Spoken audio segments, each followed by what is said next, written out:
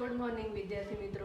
પ્રકરણ 1 ભારતનો વારસો એના વિશે ગયા તાસની અંદર આપણે ભારતનું સ્થાન અને વિસ્તાર, વૈવિધ્યસભર વારસો અને સંસ્કૃતિનો અર્થ આટલી બાબતોની આપણે ચર્ચા કરી ગયા. આજે તાસ 2ની અંદર આપણે ભારતીય સંસ્કૃતિનો વારસો અને એ વારસાના 2 પ્રકારોની ઊંડાણપૂર્વક વિસ્તૃત ચર્ચા કરવાના છીએ. પહેલાં જોઈ લઈએ વારસો એટલે શું. વારસાની વ્યાખ્યા જોઈએ તો વારસો એટલે આપણા પૂર્વજો તરફથી મળેલી અમૂલ્ય ભેટ. હવે આ જ વ્યાખ્યાને જ્યારે વિસ્તૃત લખીએ ત્યારે વારસો એટલે પેઢી દર પેઢી આપણા પૂર્વજો તરફથી આપણને જે કાંઈ મળે છે, પ્રાપ્ત થાય છે અને એની અંદર આપણે કંઈક ઉમેરીને આપણી અનુગામી પેઢીને એટલે કે આવનારી પેઢીને જે કંઈ આપીએ છીએ એને આપણે વારસા તરીકે ઓળખીએ છીએ. ભારતનો જે ઇતિહાસ છે એ હજારો વર્ષ પુરાણો છે અને આપણે અભ્યાસની અંદર જ્યારે તમે પ્રાર્થના પછી જે પ્રતિજ્ઞા બોલો છો એની અંદર એનો ઉલ્લેખ થયેલો જોવા મળે છે કે હું મારા દેશને ચાહું છું અને તેના વૈવિધ્યપૂર્ણ વારસાનો મને ગર્વ છે. તો આ બાબત શું દર્શાવે છે?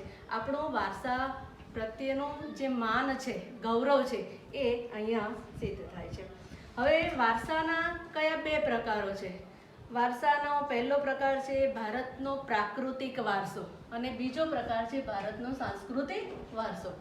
હવે પ્રાકૃતિક વારસો એટલે શું, એમાં કઈ કઈ બાબતોનો સમાવેશ કરી શકાય એની ઊંડાણપૂર્વકની ચર્ચા કરી લઈએ. તો પહેલાં એની વ્યાખ્યા જોઈએ કે ભાઈ પ્રાકૃતિક વારસો એટલે શું. તો પ્રકૃતિ, પર્યાવરણ અને માનવ જીવન આ ત્રણેય વચ્ચેના નિકટતમ સંબંધોનું પરિણામ એટલે પ્રાકૃતિક વારસો. આપણને કુદરત તરફથી મળેલી આ ભેટ છે. પ્રકૃતિએ દરેક જીવ, એની અંદર કીડીથી માંડીને હાથી સુધીનો સમાવેશ થઈ શકે એ બધા જીવોને ખોરાક, પાણી, શુદ્ધ હવા અને નિવાસ આ બધાની સુંદર સગવડ કરી આપી છે. કોઈ જીવ પ્રત્યે એણે ક્યારેય કોઈ પણ જાતનો ભેદભાવ રાખ્યો નથી. તો પ્રકૃતિ એટલે કુદરત તરફથી મળેલી અમૂલ્ય ભેટ, આ એની વ્યાખ્યા. હવે એની અંદર કઈ કઈ બાબતો સમાવેશ કરી શકાય, શું આવે પ્રાકૃતિક વારસાની અંદર? તો પ્રાકૃતિક વારસાની અંદર ઊંચા પર્વતો, નદીઓ, ત્યાર પછી ઝરણા, લાંબા લાંબા દરિયા કિનારા, વિશાળ ફળદ્રુપ મેદાનો, ખીણ પ્રદેશો, રણ, પછી સજીવોની અંદર જઈએ તો જીવજંતુઓ, વનસ્પતિઓ, આપણી જે ઋતુઓ છે, પશુ પક્ષીઓ, પ્રાણીઓ, આ બધી જ બાબતોનો આપણે પ્રાકૃતિક વારસાની અંદર સમાવેશ કરી શકીએ છીએ. પ્રકૃતિ સાથેનો આપણો જે વ્યવહાર છે એ વ્યવહાર એ શ્રદ્ધાપૂર્વકનો છે એવા ઉદાહરણો આપણને પંચતંત્રની વાર્તાઓ અને બૌદ્ધ ધર્મની જાતક કથાઓમાં સાંભળવા જોવા મળે છે. આપણા સંગીતના જે 2 પ્રકારો છે, લોક સંગીત અને શાસ્ત્રીય સંગીત, એની ઉપર પણ આ પ્રકૃતિની અસર જોવા મળે છે. આપણા તહેવારો, કવિતાઓ છે, ચિત્રો છે, એ બધાની ઉપર પ્રકૃતિની કંઈક ને કંઈક મહદઅંશે અસર થતી જોવા મળે છે. હવે પ્રાકૃતિક વારસાને થોડુંક વિસ્તારથી જોઈએ તો એમાં ભૂમિ દ્રશ્યો, ત્યાર પછી નદીઓ, વનસ્પતિ જીવન અને વન્ય જીવન, આ ચારેય બાબતને બહુ ઊંડાણપૂર્વક સમજાવેલી છે. તો પહેલું જોઈએ ભૂમિ દ્રશ્ય. ભૂમિ દ્રશ્ય શું છે? પૃથ્વી ઉપરના જે જુદા જુદા આકારો છે એ અલગ અલગ છે અને એ આકારોની અંદર કુદરતે અનેક પ્રકારના દ્રશ્યો આપેલા છે. આપણે હિમાલય પર્વતનું ઉદાહરણ લઈ લઈએ કે હિમાલય પર્વત એ આ ભૂમિનો, આ પૃથ્વીનો એક આકાર છે પર્વત સ્વરૂપે, અને એ હિમાલય પર્વતની અંદર અનેક પ્રકારના ભૂમિ દ્રશ્યો તમને જોવા મળશે. એની અંદર તમે પેલા બદ્રીનાથ, કેદારનાથ, અમરનાથ જેવા યાત્રા સ્થળો પણ ત્યાં નિહાળી શકો છો, જઈ શકો છો. ત્યાર પછી નંદાદેવી છે, પછી ઓડવિન ગોસ્ટિન છે, માઉન્ટ એવરેસ્ટ છે, માનસરોવર જેવું યાત્રાધામ, આ બધા જે દ્રશ્યો છે એ તમને હિમાલય પર્વતની અંદર જોવા મળે છે. નદીઓની વાત કરીએ, બીજો મુદ્દો. હવે નદીઓ વિશે એવું કહેવાય છે પ્રાચીન સમયથી આપણે નદીઓને લોકમાતા તરીકે પૂજતા આવ્યા છીએ. કેમ કેમ એને આપણે લોકમાતાનું સ્વ તરીકે પૂજીએ છીએ? તો નદીઓ આપણને અનેક રીતે ઉપયોગી છે. આપણી સંસ્કૃતિની વાત કરીએ તો આપણી જે સંસ્કૃતિઓ હતી એ સંસ્કૃતિઓ સૌથી પહેલાં નદી કિનારે જ પાંગરેલી. સિંધુ ખીણની સંસ્કૃતિની વાત કરો તો સિંધુ નદીને કિનારે, રાવીની વાત કરીએ એ સંસ્કૃતિ તો રાવી નદીને કિનારે. આમ જુદી જુદી સંસ્કૃતિઓનો વિકાસ નદી કિનારે થયેલો. ભારતની જે નદીઓ છે, ગંગા છે, યમુના છે, ગોદાવરી છે, કૃષ્ણા છે, તો આ બધી નદીઓએ પણ ભારતના લોકોના પ્રગાઢ જીવન ઉપર પ્રગાઢ અસરો એમણે આપેલી છે. નદીઓ કઈ રીતે ઉપયોગી છે? તો સૌથી પહેલાં નદી આપણને પીવાનું શુદ્ધ પાણી પૂરું પાડે છે. ત્યાર પછી વપરાશ માટેનું પાણી આપે છે. ખેતરોની અંદર સિંચાઈ માટે જરૂરી છે. એમાં નદીઓ પર મોટા મોટા બંધો બાંધી અને વીજળી ઉત્પન્ન કરી શકાય છે. જળમાર્ગ તરીકે નદીનો ઉપયોગ થાય છે. તો આમ નદીઓ આપણી અનેક જરૂરિયાતો સંતોષે છે. સાથે સાથે જે પ્રાચીન સંસ્કૃતિઓ હતી ને એ સંસ્કૃતિઓએ પણ નદી અને નદીના પાણીનો અને એમાં રહેલી જે ચીકણી કાંપની માટી હતી એનો ખૂબ જ ઉપયોગ કરેલો. જ્યારે ધાતુની શોધો નથી થઈ અને માટીમાંથી બનાવેલી વસ્તુનો ઉપયોગ કરતો હતો માણસ, ત્યારે એમણે માટીના વાસણો છે, મકાન છે, લીપણ છે, ઉદ્યોગોના પાણી માટે પણ માનવીએ નદી પર આધારિત રહેવું પડે છે. આમ નદીઓ એ ભારતની પ્રજા જીવનને સમૃદ્ધ બનાવ્યું છે એવું કહી શકીએ. આજે પણ તમે જુઓ નદી કિનારાના જે બે દ્રશ્યો છે, ઉષાનું અને સંધ્યાનું, સવારનું અને સાંજનું જે દ્રશ્ય છે એ કેવું છે? સુંદર. તમે બીજે ક્યાંયથી જે કુદરતી દ્રશ્ય નિહાળો અને નદી કિનારે જઈને આ બે દ્રશ્યો જુઓ તો બંનેની અંદર તમને એનો ડિફરન્સ જોવા મળશે. એ દ્રશ્યો આપણને ગમે એવા મનોહર અને સુંદર હોય છે. તો આ નદી વિશે વાત કરીએ આપણે કે સવાલ પૂછાય કે નદીઓને આપણે શા માટે લોકમાતા કહીએ છીએ તે એના કારણો જોયા. પછીનો પ્રાકૃતિક વારસાનો જે મુદ્દો છે વનસ્પતિ જીવન. ભારતની જે પ્રજા છે એ આદિ સમયથી કેવી છે? પર્યાવરણ પ્રેમી. અને એની સાક્ષી શું છે? તો માણસોનો વૃક્ષ પ્રેમ, એનો પુષ્પ અને છોડવાઓ પ્રત્યેનો જે પ્રેમ છે એ કહી શકાય. માણસ, પ્રાણી, પશુ પક્ષીઓ આહાર માટે હંમેશા વનસ્પતિ ઉપર આધારિત હોય છે.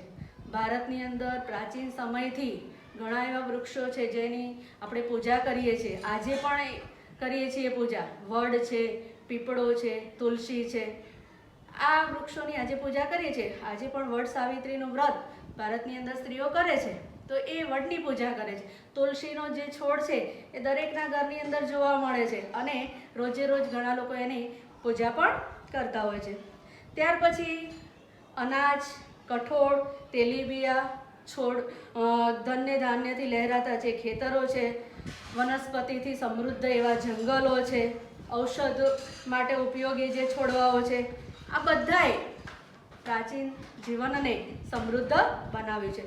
જંગલોમાંથી મળતું હરડે, આંબળા, બહેડા, કુંવારપાઠું, અરડુસી, લીમડો, આ બધી ઔષધિઓ પણ આપણને અનેક રીતે ઉપયોગી છે.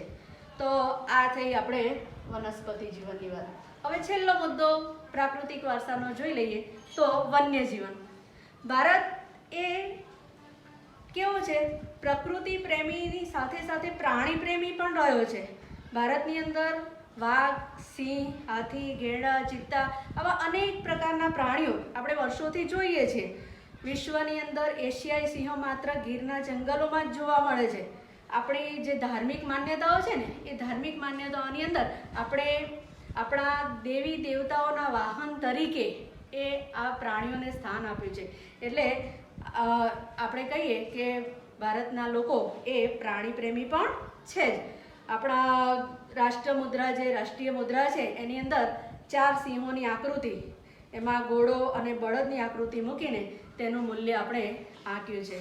વળી વન્યજીવોની રક્ષા માટે ભારત સરકારે અભયારણ્યો, ઉદ્યાનો, જૈવ આરક્ષિત ક્ષેત્રો વગેરેની રચના કરી છે. વન્યજીવોની રક્ષા માટે કડકમાં કડક કાયદાઓ પણ બનાવેલા છે. એટલે પ્રાકૃતિક વારસાની અંદર આ મુદ્દાને પણ આપણે અહીંયા પૂરો કરીશું. 4 બાબતો જોઈ. પ્રાકૃતિક વારસાની વ્યાખ્યા જોઈ, એમાં સમાવિષ્ટ થતી બાબતો જોઈ, ત્યાર પછી ભૂમિ દ્રશ્યો, નદીઓનું મહત્વ શું છે, વનસ્પતિ જીવન અને વન્ય જીવનનું પ્રાકૃતિક વારસામાં કેટલું સ્થાન છે એ વાત કરી. હવે એનો બીજો પ્રકાર જોઈએ કે ભારતનો સાંસ્કૃતિક વારસો. સાંસ્કૃતિક વારસો એ કેવો છે, માનવ સર્જિત વારસો. સાંસ્કૃતિક વારસો એ માણસ દ્વારા નિર્મિત છે. માનવીએ વ્યાખ્યા જોઈએ. માનવીએ પોતાની આવડત, કુને, બુદ્ધિ ચાતુર્ય અને કલા કૌશલ્ય દ્વારા જે કાંઈ સર્જ્યું છે અથવા જે કાંઈ બનાવ્યું છે એને આપણે સાંસ્કૃતિક વારસો કહીએ છીએ. આર્યોથી શરૂ કરીને ભારતની અંદર જે જુદી જુદી પ્રજાઓ આવી હતી, શક છે, ક્ષત્રપ છે, હુણ છે, કુષાણ છે, તુર્ક છે, ઈરાનીઓ, આરબો, અંગ્રેજો, ફ્રેન્ચો, ઘણી બધી પ્રજાઓ, અને એ બધી પ્રજાઓ આવીને વિવિધ ભારતની સંસ્કૃતિ સાથે જે આદાન પ્રદાન કરીને એક સંસ્કૃતિ બનાવી અને એ રીતે ભારતીય સંસ્કૃતિને સમૃદ્ધ બનાવી. સાંસ્કૃતિક વારસાની અંદર કઈ કઈ બાબતોને સમાવિષ્ટ કરી શકાય? તો સાંસ્કૃતિક વારસો એ માનવ સર્જિત વારસો છે, એટલે માનવીએ જે કંઈ નવું બનાવ્યું છે, જે કંઈ નવું શોધ્યું છે એ બધી બાબતોને આની અંદર સમાવી શકાય. મંદિરો છે, શિલાલેખો છે, ત્યાર પછી સ્તૂપો, વિહારો, ચૈત્યો, દરવાજા, ગુંબજ, પેલા રાજમહેલો, ઇમારતો, ઉત્ખનન કરેલા જે સ્થળો છે એ બધાનો સમાવેશ આપણે સાંસ્કૃતિક વારસાની અંદર કરી શકીએ છીએ. ત્યાર પછી આપણા જે સ્વાતંત્ર્ય સંગ્રામના સ્થળો હતા એની અંદર દાંડી કૂચની વાત આવે તો એમાં 2 સ્થળો આવે, દાંડી આવે અને સાબરમતી આશ્રમ આવે. ત્યાર પછી બારડોલી સત્યાગ્રહની વાત આવે તો બારડોલીનો સમાવેશ એની અંદર કરી શકાય. વર્ધા જે છે તે કોલકાતાની અંદર જે આવેલું જે સ્થળ છે શાંતિનિકેતન, અને દિલ્હી, આ બધા સ્થળોને આપણે સ્વાતંત્ર્ય સંગ્રામના સ્થળો તરીકે લઈ શકીએ છીએ. જે જુદી જુદી શોધો ભારતમાં થઈ હતી, શૂન્યની શોધની શરૂઆત છે, ગણિત છે, પંચાંગ છે, ખગોળશાસ્ત્ર છે, સાહિત્ય, ધર્મ, યુદ્ધશાસ્ત્ર, વાસ્તુશાસ્ત્ર, આ બધાનો સમાવેશ પણ એ સાંસ્કૃતિક વારસાની અંદર લઈ શકીએ. હવે જે ભારતે જગતને વૈવિધ્યપૂર્ણ સાંસ્કૃતિક વારસાની ભેટ આપી છે એ આજકાલની નથી. પ્રાગ ઐતિહાસિક સમયથી ભારતે વિશ્વની પ્રજાઓને સાંસ્કૃતિક વારસાઓની ભેટ આપેલી છે. દાખલા તરીકે તો શિલ્પ અને સ્થાપત્યની જે કળા છે એ આશરે 5000 વર્ષ જેટલી પ્રાચીન છે. શિલ્પ સ્થાપત્યની કળા કેટલા વર્ષ જૂની છે? તો 5000 વર્ષ જેટલી. જેમાં સિંધુ ખીણની સંસ્કૃતિના પુરાતન અવશેષો, એમાં પશુઓ છે, રમકડા છે, દેવદેવીઓની પ્રતિમાઓ છે, માનવ શિલ્પો છે અને દાઢીવાળા પુરુષનું શિલ્પ, આ જે બાબતો જે છે એને ગણી શકાય. તો આપણને આપણો જે આ સાંસ્કૃતિક વારસો છે એ જોઈએ, સાંભળીએ ત્યારે ચોક્કસ આપણા વારસા પ્રત્યે આપણને સ્વાભિમાન અને ગૌરવની લાગણી થાય છે. ત્યાર પછી બીજી બાબત જોઈએ તો મૌર્ય યુગની વાત કરીએ તો એની જે ઊંધા કમળની આકૃતિ અને એની ઉપર સિંહ અને જે વૃષભનું શિલ્પ, પછી બુદ્ધની પ્રજ્ઞાપારમિતાનું જે શિલ્પ છે, સારનાથના ધર્મચક્ર પ્રવર્તનવાળી જે મહાત્મા ગૌતમ બુદ્ધની પ્રતિમા છે તે, તો એ પણ આપણો સાંસ્કૃતિક વારસો છે. પ્રાચીન સમયની અંદર આપણને જે મળેલી આ ભેટ છે તે. ત્યાર પછી કાલખંડની જૈન તીર્થંકરોની જે પ્રતિમાઓ જે છે તે, અને રાષ્ટ્રકૂટ રાજાઓના સમયની અંદર જે ઇલોરાની ગુફાઓનું નિર્માણ થયેલું એને જોતા આપણને આપણા સાંસ્કૃતિક વારસા પ્રત્યે આદર અને ગર્વ અનુભવાય છે.